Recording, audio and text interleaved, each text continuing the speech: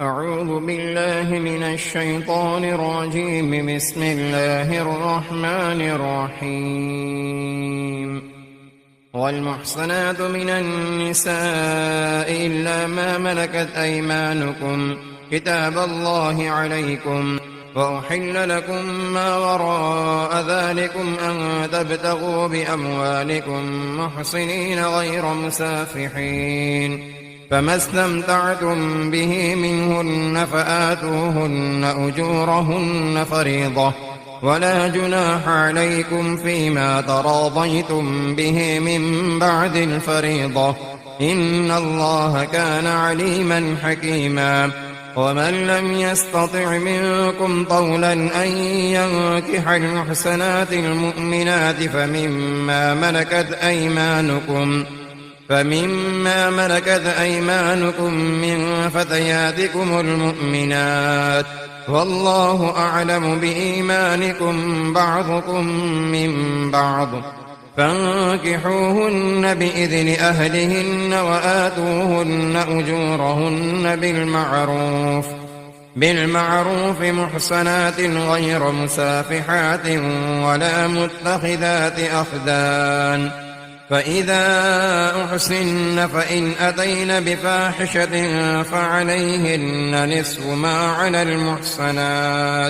ما على المحصنات من العذاب، ذلك لمن خشي العنة منكم، وأن تصبروا خير لكم، والله غفور رحيم. يريد الله ليبين لكم ويهديكم سنن الذين من قبلكم ويتوب عليكم، والله عليم حكيم.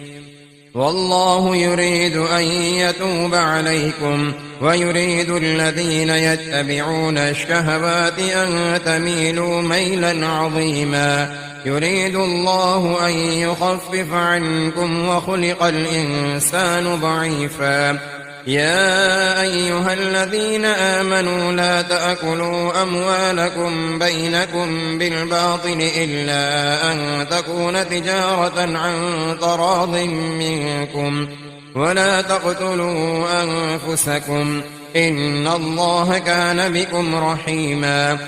ومن يفعل ذلك عدوانا وظلما فسوف نصليه نارا، وكان ذلك على الله يسيرا. إن تجتنبوا كبائر ما تنهون عنه نكفر عنكم سيئاتكم وندخلكم مدخلا كريما. ولا تتمنوا ما فضل الله به بعضكم على بعض، للرجال نصيب مما اكتسبوا، وللنساء نصيب مما اكتسبن، واسألوا الله من فضله، إن الله كان بكل شيء عليما. ولكل جعلنا موالي مما ترك الوالدان والأقربون والذين عقدت أيمانكم فآتوهم نصيبهم، إن الله كان على كل شيء شهيدا. الرجال قوامون على النساء بما فضل الله بعضهم على بعض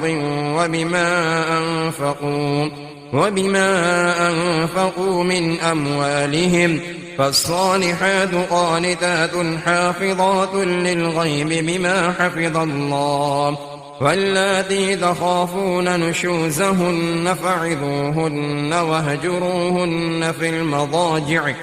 المضاجع واضربوهن، فإن أطعنكم فلا تبغوا عليهن سبيلا، إن الله كان عليا كبيرا. وإن خفتم شقاق بينهما فابعثوا حكما من أهله وحكما من أهلها، إن يريدا إصلاحا يوفق الله بينهما، إن الله كان عليما خبيرا. واعبدوا الله ولا تشركوا به شيئا، وبالوالدين إحسانا، وبذي القربى واليتامى والمساكين والجار ذي القربى والجار الجنب والصاحب بالجنب وابن السبيل وما ملكت أيمانكم إن الله لا يحب من كان مختالا فخورا الذين يبخلون ويأمرون الناس بالبخل ويكتمون ما آتاهم الله من فضله وأعتدنا للكافرين عذابا مهينا والذين ينفقون أموالهم رئاء الناس ولا يؤمنون بالله ولا باليوم الآخر ومن يكن الشيطان له قرينا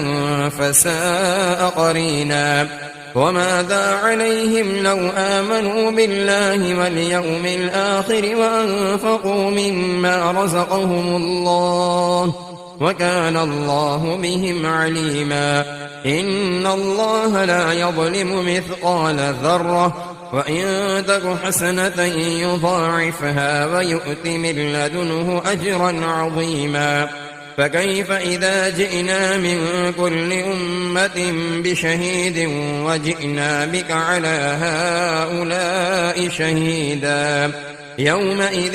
يود الذين كفروا وعصوا الرسول لو تسوى بهم الأرض ولا يكتمون الله حديثا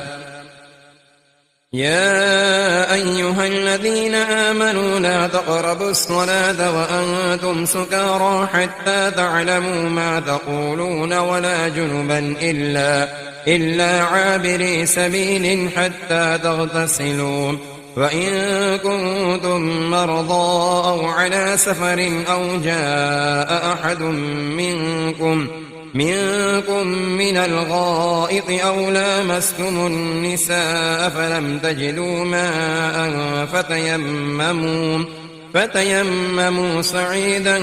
طيبا فامسحوا بوجوهكم وأيديكم إن الله كان عفوا غفورا ألم تر إلى الذين أوتوا نصيبا من الكتاب يشترون الضلالة ويريدون أن تضلوا السبيل والله أعلم بأعدائكم وكفى بالله وليا وكفى بالله نصيرا من الذين هادوا يحرفون الكلم عن مواضعه ويقولون سمعنا وعصينا واسمع غير مسمع وراعنا ليا بألسنتهم وطعنا في الدين ولو أنهم قالوا سمعنا وأطعنا واسمع وانظرنا لكان خيرا لهم وأقوم ولكن لعنهم الله بكفرهم فلا يؤمنون إلا قليلا يا أيها الذين أوتوا الكتاب آمنوا بما نزلنا مصدقا لما معكم من قبل أن نطمس وجوها فنردها على أدبارها أو نلعنهم كما لعنا أصحاب السبت وكان أمر الله مفعولا إن الله لا يغفر أن يشرك به ويغفر ما دون ذلك لمن يشاء ومن يشرك بالله فقد افترى إثما عظيما ألم تر إلى الذين يزكون أنفسهم بل الله يزكي من يشاء ولا يظلمون فتيلا انظر كيف يفترون على الله الكذب وكفى به إثما مبينا ألم تر إلى الذين أوتوا نصيبا من الكتاب يؤمنون بالجبت والطاغوت ويقولون للذين كفروا هؤلاء أهدى من الذين آمنوا سبيلا أولئك الذين لعنهم الله ومن يلعن الله فلن تجد له نصيرا أم لهم نصيب من الملك فإذا لا يؤتون الناس نقيرا أم يحسدون الناس على ما آتاهم الله من فضله فقد آتينا آل إبراهيم الكتاب والحكمة وآتيناهم ملكا عظيما فمنهم من آمن به ومنهم من صد عنه وكفى بجهنم سعيرا إن الذين كفروا بآياتنا سوف نصليهم نارا كلما نضجت جلودهم بدلناهم جلودا غيرها ليذوقوا العذاب إن الله كان عزيزا حكيما والذين آمنوا وعملوا الصالحات سندخلهم جنات تجري من تحتها الأنهار خالدين فيها أبدا لهم فيها أزواج مطهرة وندخلهم ظلا ظليلا إن الله يأمركم أن تؤدوا الأمانات إلى أهلها وإذا حكمتم بين الناس أن تحكموا بالعدل إن الله نعم يعظكم به إن الله كان سميعا بصيرا يا أيها الذين آمنوا أطيعوا الله وأطيعوا الرسول وأولي الأمر منكم فإن تنازعتم في شيء فردوه إلى الله والرسول إن كنتم تؤمنون بالله واليوم الآخر ذلك خير وأحسن تأويلا ألم تر إلى الذين يزعمون أنهم آمنوا بما أنزل إليك وما أنزل من قبلك يريدون أن يتحاكموا إلى الطاغوت وقد أمروا أن يكفروا به ويريد الشيطان أن يضلهم ضلالا بعيدا وإذا قيل لهم تعالوا إلى ما أنزل الله وإلى الرسول رأيت المنافقين يصدون عنك صدودا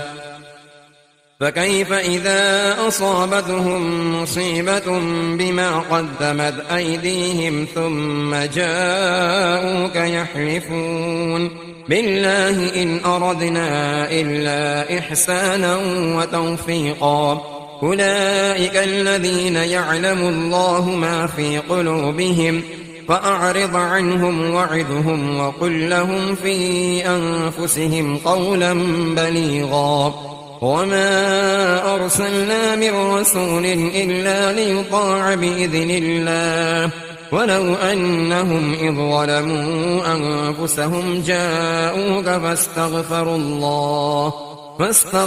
الله واستغفر لهم الرسول لوجدوا الله توابا رحيما فلا وربك لا يؤمنون حتى يحكموك فيما شجر بينهم ثم لا يجدوا في أنفسهم حرجا مما قضيت ويسلموا تسليما ولو أنا كتبنا عليهم أن اقتلوا أنفسكم أو اخرجوا من دياركم ما فعلوه إلا قليل منهم ولو أنهم فعلوا ما يوعظون به لكان خيرا لهم وأشد تثبيتا وإذا لآتيناهم من لدنا أجرا عظيما ولهديناهم صراطا مستقيما ومن يطع الله والرسول فأولئك مع الذين أنعم الله عليهم من النبيين والصديقين والشهداء والصالحين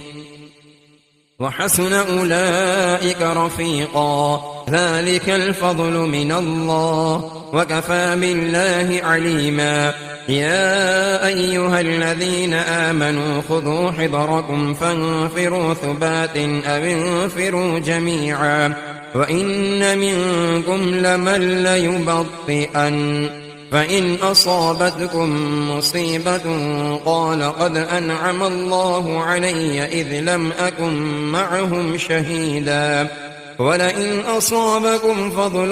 من الله ليقولن كأن لم تكن بينكم وبينه مودة يا ليتني كنت معهم فأفوز فوزا عظيما فليقاتل في سبيل الله الذين يشرون الحياة الدنيا بالآخرة ومن يقاتل في سبيل الله فيقتل أو يغلب فسوف نؤتيه أجرا عظيما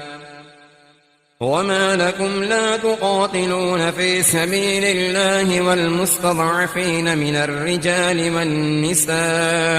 والنساء والولدان الذين يقولون ربنا أخرجنا من هذه القرية الظالم أهلها واجعل لنا من لدنك وليا واجعل لنا من لدنك نصيرا الذين آمنوا يقاتلون في سبيل الله والذين كفروا يقاتلون في سبيل الطاغوت فقاتلوا أولياء الشيطان إن كيد الشيطان كان ضعيفا ألم تر إلى الذين قيل لهم كفوا أيديكم وأقيموا الصلاة وآتوا الزكاة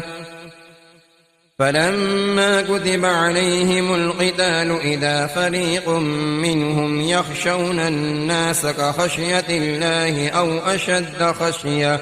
وقالوا ربنا لم كتبت علينا القتال لولا أخرتنا إلى أجل قريب قل متاع الدنيا قليل والآخرة خير لمن اتقى ولا تظلمون فتيلا أينما تكونوا يدرككم الموت ولو كنتم في بروج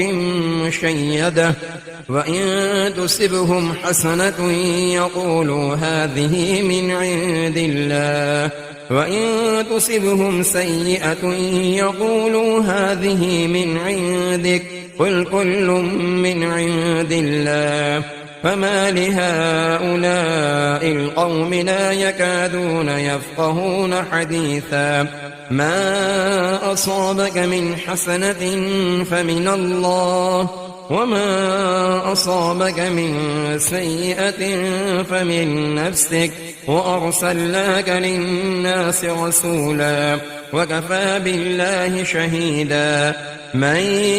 يطع الرسول فقد أطاع الله ومن تولى فما أرسلناك عليهم حفيظا ويقولون طاعة فإذا برزوا من عندك بيت طائفة منهم غير الذي تقول والله يكتب ما يبيتون فأعرض عنهم وتوكل على الله وكفى بالله وكيلا فلا يتدبرون القرآن ولو كان من عند غير الله لوجدوا فيه اختلافا كثيرا وإذا جاءهم أمر من الأمن أو الخوف أذاعوا به ولو ردوه إلى الرسول وإلى أولي الأمر منهم لعلمه الذين يستنبطونه منهم ولولا فضل الله عليكم ورحمته لاتبعتم الشيطان إلا قليلا فقاتل في سبيل الله لا تكلف إلا نفسك وحرض المؤمنين عسى الله أن يكف بأس الذين كفروا والله أشد بأسا وأشد تنكيلا من يشفع شفاعة حسنة يكن له نصيب منها ومن يشفع شفاعة سيئة يكن له كفل منها وكان الله على كل شيء مقيتا وإذا حييتم بتحية فحيوا بأحسن منها أو ردوها إن الله كان على كل شيء حسيبا الله لا إله إلا هو ليجمعنكم إلى يوم القيامة لا ريب فيه ومن أصدق من الله حديثا فما لكم في المنافقين فئتين والله أركسهم بما كسبوا أتريدون أن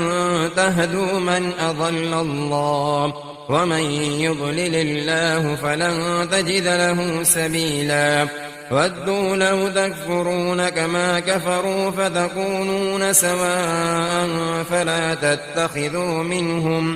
فلا تتخذوا منهم أولياء حتى يهاجروا في سبيل الله فإن تولوا فخذوهم واقتلوهم حيث وجدتموهم ولا تتخذوا منهم وليا ولا نصيرا إلا الذين يصلون إلى قوم بينكم وبينهم ميثاق أو جاءوكم حصرت صدورهم أن يقاتلوكم أو يقاتلوا قومهم ولو شاء الله لسلطهم عليكم فلقاتلوكم فإن اعتزلوكم فلم يقاتلوكم وألقوا إليكم السلم فما جعل الله لكم عليهم سبيلا ستجدون آخرين يريدون أن يأمنوكم ويأمنوا قومهم كلما ردوا إلى الفتنة أركسوا فيها فإن لم يعتزلوكم ويلقوا إليكم السلم ويكفوا أيديهم فخذوهم واقتلوهم حيث ثقفتموهم وأولئكم جعلنا لكم عليهم سلطانا مبينا وما كان لمؤمن أن يقتل مؤمنا إلا خطأ ومن قتل مؤمنا خطأ فتحرير رقبة مؤمنة ودية مسلمة إلى أهله إلا أن يصدقوا فإن كان من قوم عدو لكم وهو مؤمن فتحرير رقبة مؤمنة وإن كان من قوم بينكم وبينهم ميثاق فدية مسلمة إلى أهله وتحرير رقبة مؤمنة فمن لم يجد فصيام شهرين متتابعين توبة من الله وكان الله عليما حكيما ومن يقتل مؤمنا متعمدا فجزاؤه جهنم خالدا فيها وغضب الله عليه ولعنه وأعد له عذابا عظيما يا أيها الذين آمنوا إذا ضربتم في سبيل الله فتبينوا ولا تقولوا لمن ألقى إليكم السلام لست مؤمنا تبتغون عرض الحياة الدنيا فعند الله مغانم كثيرة كذلك كنتم من قبل فمن الله عليكم فتبينوا إن الله كان بما تعملون خبيرا لا يستوي القاعدون من المؤمنين غير أولي الضرر والمجاهدون في سبيل الله بأموالهم وأنفسهم فضل الله المجاهدين بأموالهم وأنفسهم على القاعدين درجة وكلا وعد الله الحسنى وفضل الله المجاهدين على القاعدين أجرا عظيما درجات منه ومغفرة ورحمة وكان الله غفورا رحيما إن الذين توفاهم الملائكة ظالمي أنفسهم قالوا فيم كنتم قالوا كنا مستضعفين في الأرض قالوا ألم تكن أرض الله واسعة فتهاجروا فيها فأولئك مأواهم جهنم وساءت مصيرا إلا المستضعفين من الرجال والنساء والولدان لا يستطيعون حيلة ولا يهتدون سبيلا فأولئك عسى الله أن يعفو عنهم وكان الله عفوا غفورا ومن يهاجر في سبيل الله يجد في الأرض مراغما كثيرا وسعة ومن يخرج من بيته مهاجرا إلى الله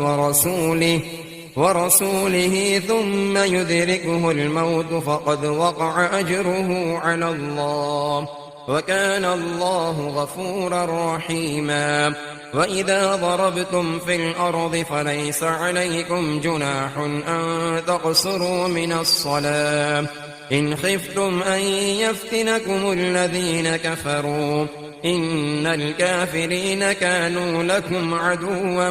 مبينا وإذا كنت فيهم فأقمت لهم الصلاة فلتكن طائفة منهم معك وليأخذوا أسلحتهم فإذا سجدوا فليكونوا من ورائكم ولتأت طائفة أخرى لم يصلوا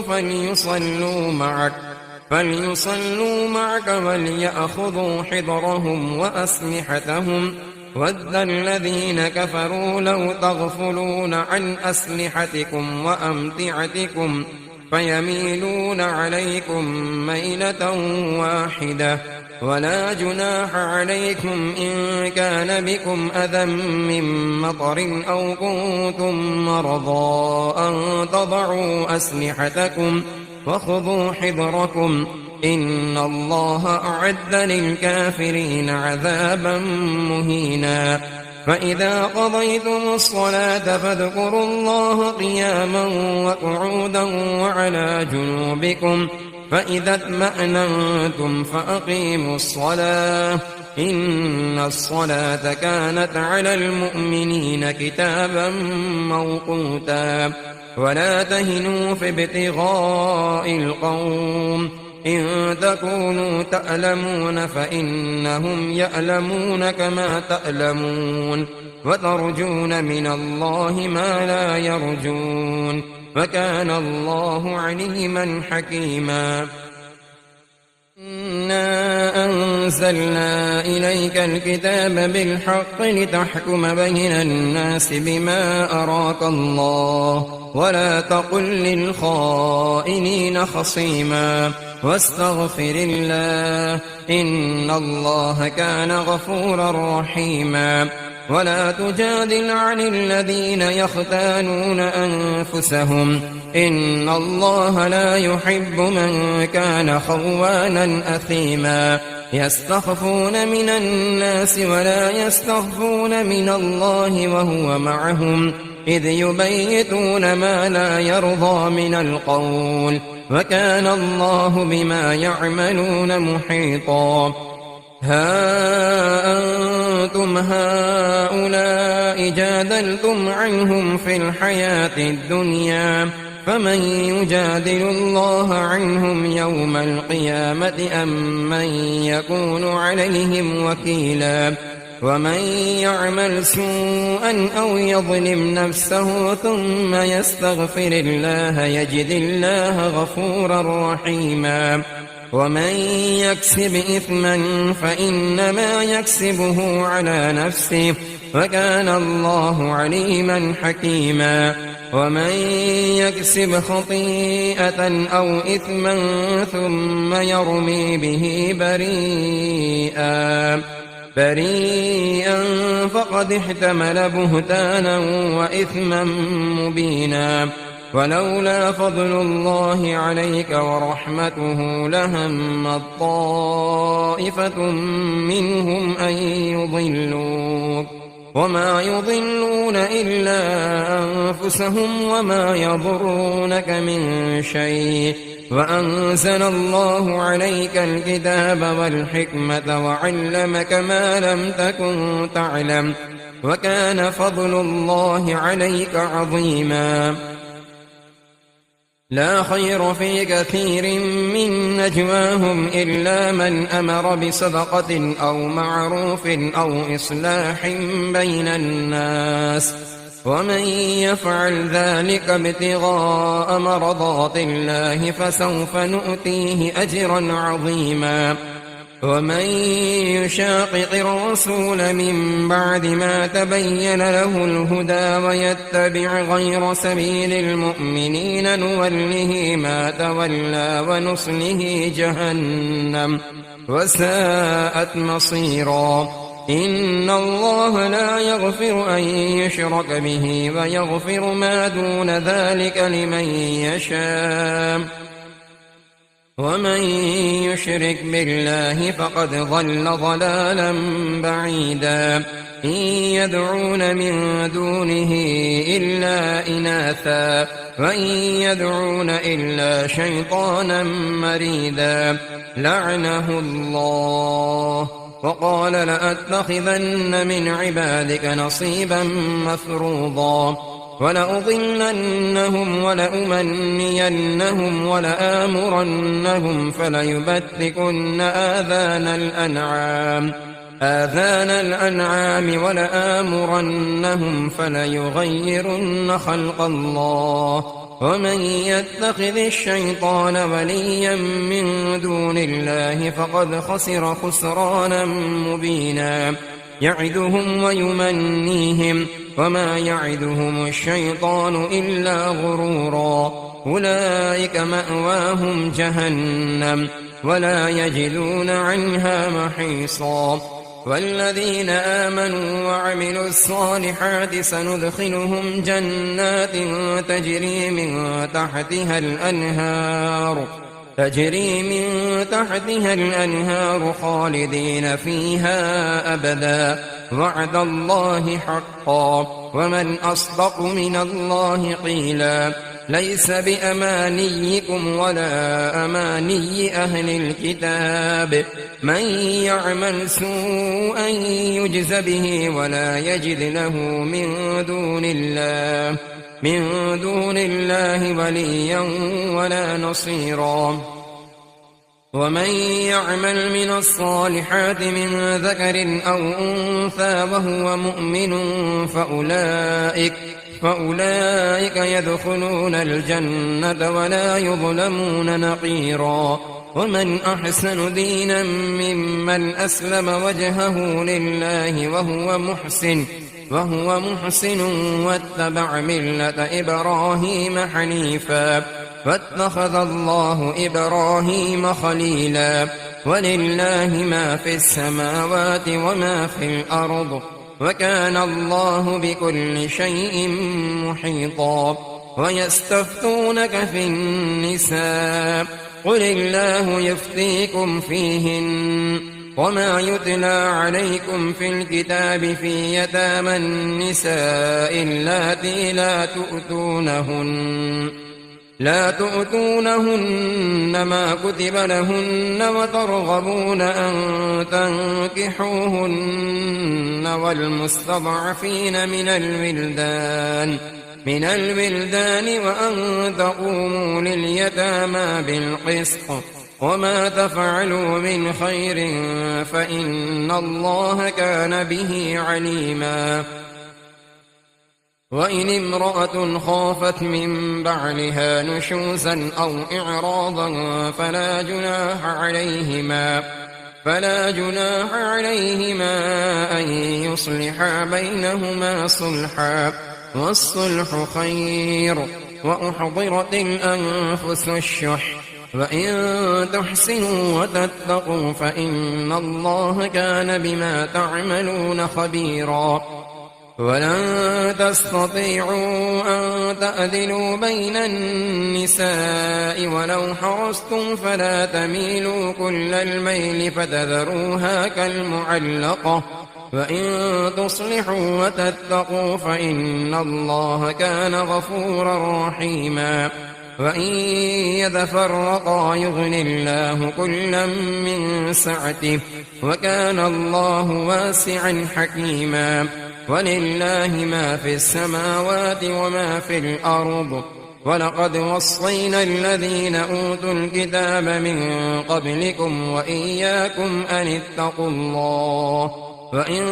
تكفروا فإن لله ما في السماوات وما في الأرض، وكان الله غنيا حميدا. ولله ما في السماوات وما في الأرض، وكفى بالله وكيلا. إن يشأ يذهبكم أيها الناس ويأت بآخرين، وكان الله على ذلك قديرا. من كان يريد ثواب الدنيا فعند الله ثواب الدنيا والآخرة، وكان الله سميعا بصيرا.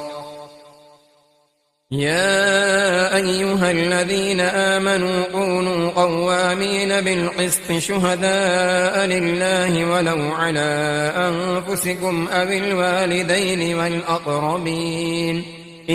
يكن غنيا أو فقيرا فالله أولى بهما، فلا تتبعوا الهوى أن تعدلوا، وإن تلووا أو تعرضوا فإن الله كان بما تعملون خبيرا. يا أيها الذين آمنوا بالله ورسوله والكتاب الذي نزل على رسوله والكتاب الذي أنزل من قبل،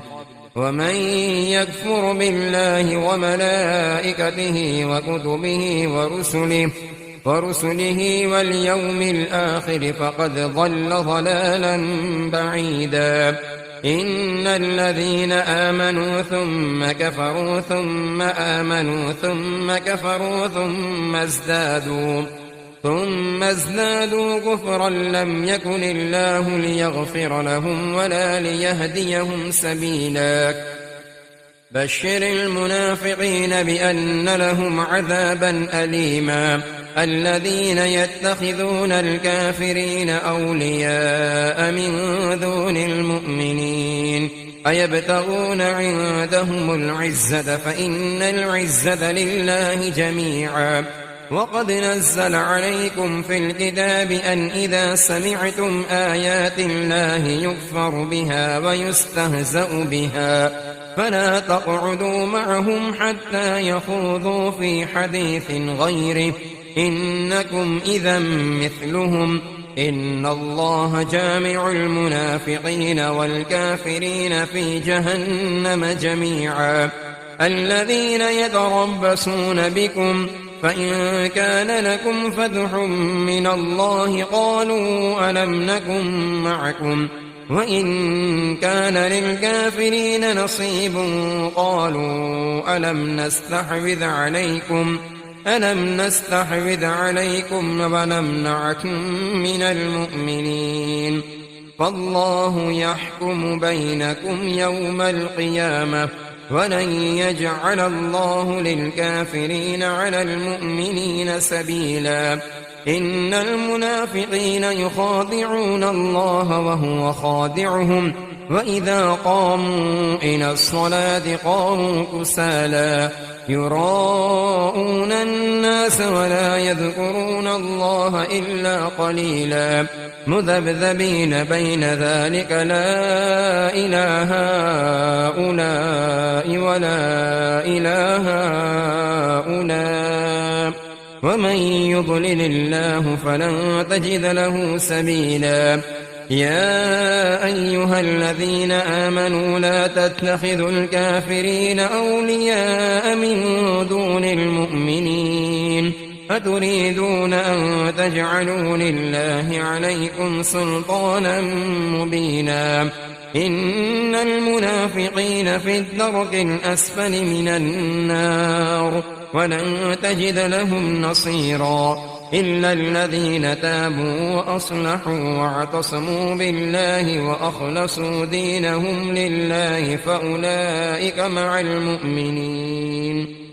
وسوف يؤتي الله المؤمنين أجرا عظيما ما يفعل الله بعذابكم إن شكرتم وآمنتم وكان الله شاكرا عليما.